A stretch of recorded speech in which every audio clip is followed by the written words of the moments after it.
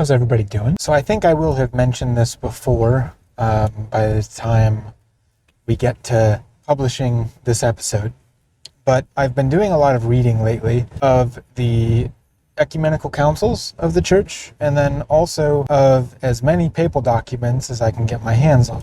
Really, the ones that I've been able to find have been from about the 1200s until today.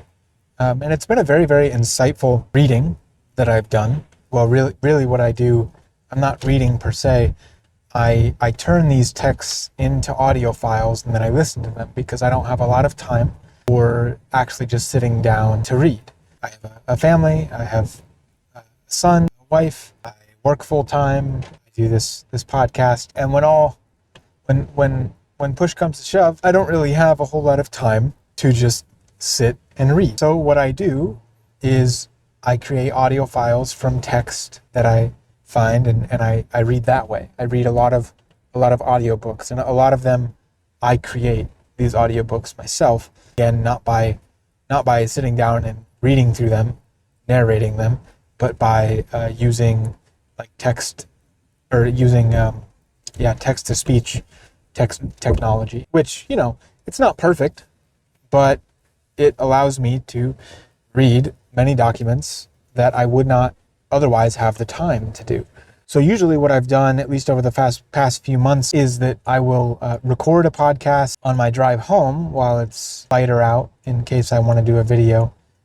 Although lately I've made a lot of videos, but I don't think I'm going to publish any of them because I was very, very scatterbrained. I was trying to kind of delineate for you guys exactly what I've been reading through on the ecumenical councils and the papal documents, and I just don't have it all memorized as of yet to do a proper podcast episode. As I've said many times, this podcast, I record it off the cuff. I don't have any notes. Obviously, I'm driving while I do it. So I don't really have any resources other than what I've been able to internalize and memorize. So I think I'm going to wait until I feel a little more comfortable with particularly the ecumenical councils and with these papal documents before I do any sort of a podcast or a video on them. Today I want to talk about something that maybe we haven't done any episodes on for a while. And that's not a strictly philosophical or theological topic, but actually something that regards just being a human being, being a human person in general. And that is the necessity of human formation. Now, to give some background here, in most seminaries and also in most religious communities, they will have a program of formation, is what they call it, for forming the individual person to be a true servant of the Lord, and to particularly be a public figure in the church. Because, if you're a seminarian, you're going there, you're in seminary to become a priest, and priests are public figures in the church. Same with deacons. There's nation for those who are to become permanent deacons.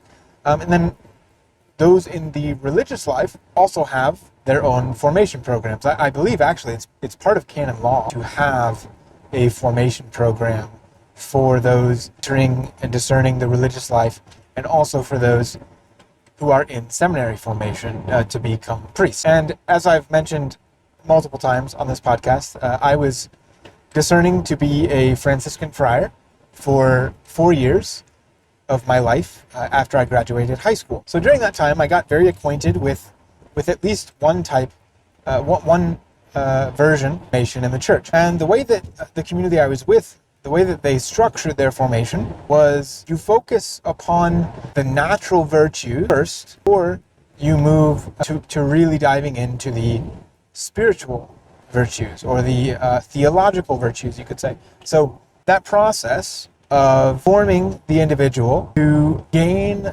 natural virtues, to be acclimated to natural virtues, which the natural virtues are generally laid out. There's 4 of them: prudence, justice, fortitude, and temperance. Prudence basically being able to think rationally and rightly given in a given situation. Temperance being able to regulate properly what you take into your body, so food, water, and also what you expel out of your body usually in the balance between exercise and leisure, right? So doing an active exercise, right, expelling the energy, you could say, that you've built up, right, or the energy that you've intaken, that you intook via calories, right, or however all that works. So that's temperance. And then you have justice, right, being able to make good decisions, make just decisions, so as not to use the word in the definition, so as to make decisions most in accord with reality. Okay, I think that's a good definition of justice. So we said temperance, prudence, justice, and then fortitude, which is basically another word for courage, you could say. I think that's a decent way to describe it. But fortitude is having the gumption and oftentimes the magnanimity to do what is right in a certain situation. So like prudence is being able to think what is right, to think in accord with reality, and that leads into times justice, which is able to make choices in accordance with reality. And then you would have your temperance, being able to kind of act in a relationship with reality, in those things that are intimately connected to your body in particular. But also there could be a temperance of the soul, and of the intellect. This is where the church would talk about curiosity, a vain curiosity, as being a sin, right? Desiring knowledge that one is not privy to, that one does not need to know. Desiring knowledge solely for knowledge's sake, or desiring the knowledge that puffs up, that makes one prideful. Okay, so that can be a type of intemperate. And then your intemperance, once you kind of gain the virtue of temperance, right? Sorry, losing my train of thought. Justice, prudence, justice, temperance, and then fortitude. Fortitude, as far as I can tell, is usually the culmination of the natural virtues. Okay, it's kind of the end goal. You need all the other three to kind of build up into fortitude. Without prudence, you cannot think rightly in order to make the fortitudinous, I think that's a word, the decision that would be courageous, right? Without temperance, you may not have the ability, bodily or in the soul, to make such a decision, a courageous decision. And then justice, right? If courage is not tempered with justice, then it is not true courage. It can often lead to injustices. Then a man's anger, which usually in a good way is what fuels fortitude, right? The good anger, using that emotion for good, will fuel the virtue of fortitude. But anger, if it's not a good anger, if it's not directed towards good ends, then it will really create a vice of wrath, the vice of wrath. So I guess, yeah. Prudence is generally talked about as being the first of the natural virtues that one needs to culminate, because without prudence, one cannot stand the other three. And then fortitude is generally, as far as I can tell, as far as I've read, seen as the culmination of the natural virtues. And then I've seen justice and temperance kind of switched around in which order they kind of come, and I think they kind of mutually feed each other. You need to have an idea of what your body and what your soul is owed. You have to have a good idea of justice for what your body and soul are owed in order to be temperate. But then you also need temperance in your justice, right? You need a temperate justice, a justice that is controlled, right? So, and then both of those, justice and temperance, they lead into fortitude, into allowing you to make just, courageous decision, and also a temperate, a controlled, courageous decision. So that's kind of a basic view there of what kind of the church seeks to do, as far as I can tell, when it forms individuals in human formation, okay? And it's trying to form them so that those natural virtues are cultivated, so that the theological virtues of faith, hope, and love can then be received properly. Because the theological virtues are virtues that are gifts of grace. They're gifts from God, and the person would need to be in a state of receptivity in order to receive those virtues, okay?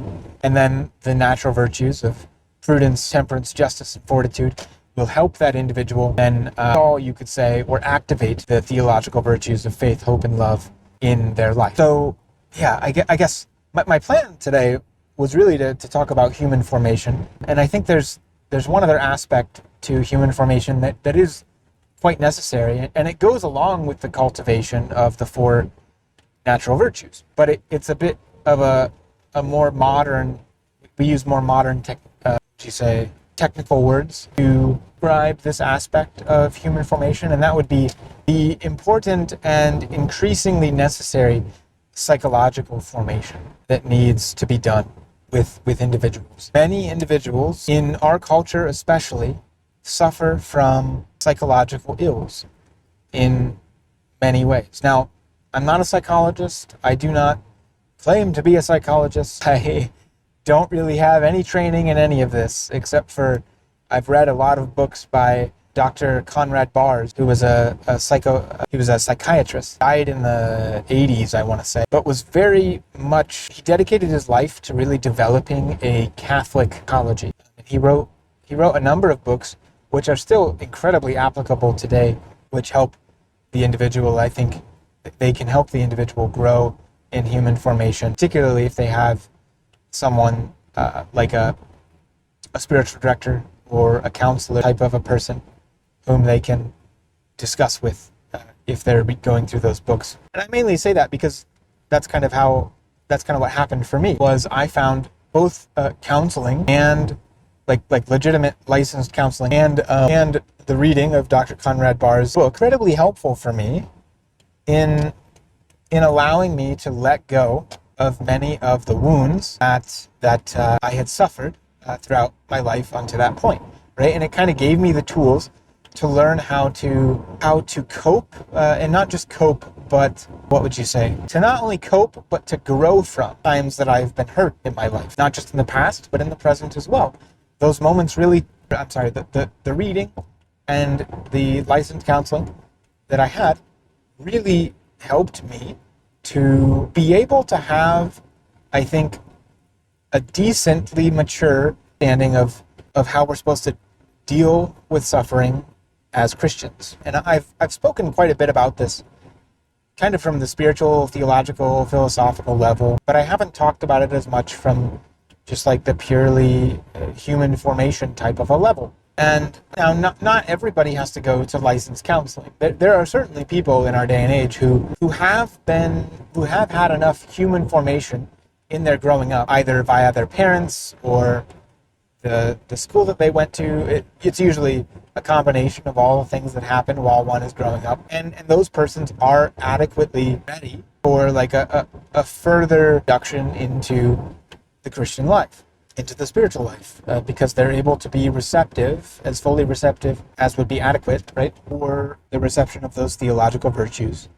via God's grace. And now that brings up another good point. All of this, even the cultivation of the natural virtues, it's all done with God's grace, although it may not necessarily be sanctifying grace. It may be actual graces that are given to the person, because properly speaking, sanctifying grace is only given to the baptized, or those who would be so disposed to be baptized if it were available to them, right? But God does not withhold his grace, actual grace, right, from anyone.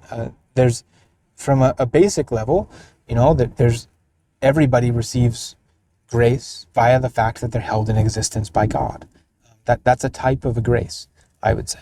There may be some people who would disagree with my verbiage there. They might call it something else, but I would say that in the church's tradition, that's generally what's considered to be actual grace. It's not only grace given given in a particular situation, but it's grace given to people who maybe are not baptized, are not united to the body of Christ. So these human virtues, they can be cultivated without the person being baptized. Okay, and if they are truly cultivated, then the person, once they do come to Christ, come to God, they will be very much disposed to receive his grace. Whereas there can be many people who have been baptized, they are grafted onto the body of Christ, right, as St. Paul says, but have not had the cultivation of the human virtues, the natural virtues.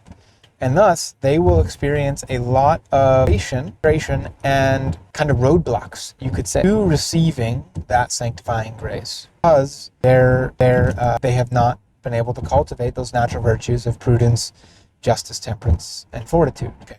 Now, some might ask, why are these important, and why subsequently is the psychological side of this important? And I would say the psychological side is important because we're able to use the psychological sciences in order as an aid, right, to cultivating those natural virtues. Now, psychology, there's a wide variety of theories in psychology, and some will cultivate those virtues to a greater or lesser degree, and some will quite possibly do the opposite of cultivating those virtues. They will cultivate vice instead. So one does need to be careful, of course, when they consult psychological help. But if it is a psychological help ordered towards cultivating those natural virtues, and then ultimately towards cultivating the theological virtues of faith, hope, and love, then I think it would be a psychology worth having the person avail themselves of. Okay. And again, I think it can be very helpful. There have been quite a number of clarifying advances, I think, over the last 100 or so years in psychology that are very, very helpful to the cultivation of virtue in a person's life. And if you want some backup there, if you want something to read, look up Pope Pius XII. He wrote, I believe it was three speeches, and some of them one or two might even be encyclical on psychology. And they are quite intense, I would say. He uses a lot of psychological verbiage, jargon that you might need to look up. I needed to look it up because I'm not very well versed in all of that. I had to ask my wife on a number of things because she has her bachelor's in psychology, so she was able to kind of help me through some of the terminology, which I love her so much. That was so helpful. It was wonderful. But I would suggest that if you're interested in that, because I think some Catholics will they will disregard psychology in a lot of ways. And I would just be careful with that to not throw the baby out with the bathwater. Again, Pope Pius XII wrote a number of speeches, and maybe one was an encyclical on psychology, and I'm not remembering off the cuff exactly what the names of them are, but you should be able to look them up quite easily. If not, feel free to contact me and I can get them to you. So yeah, psychology can be very useful, but sometimes all the person needs is just like a spiritual director, or even, parents. If you're well-formed enough, ideally it would be that it's really the parent's job to help their child cultivate those natural virtues. That's really the goal, one of the main goals of parenthood. And then so that they can have that kind of springboard for them to become saints, for them to further cultivate the theological virtues, for them to be open to the grace of God so that they may properly receive sanctifying grace. Yeah, I just got home, so I'm going to have to end this. But I really do think that human formation, as I've said, the cultivation of the natural virtues, is something that a lot of people maybe don't think about, they don't know about.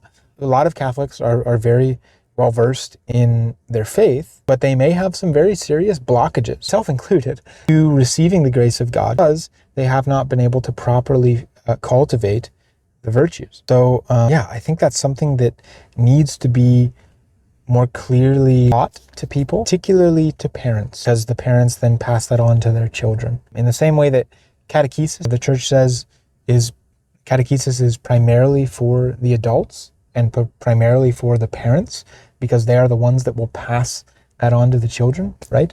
In the same way, the parents need to understand how to cultivate those natural virtues so that their children will be well disposed enough to receive the theological virtues of faith, hope, and love, and therefore become the saints that they need to be. Now, of course, God can work in any way that he wants.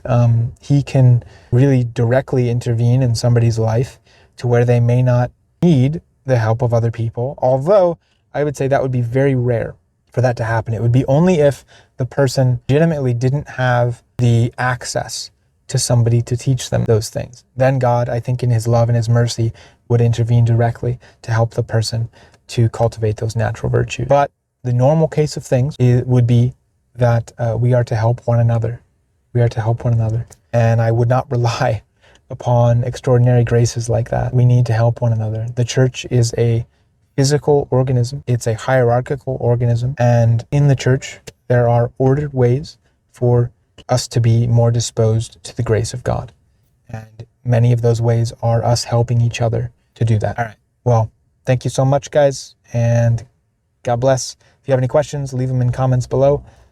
If you're watching on YouTube, that is. If you want to contact me, feel free. And we will, www.catholicisminthecar.com is the website. You can find everything that you would need there in reference to this podcast.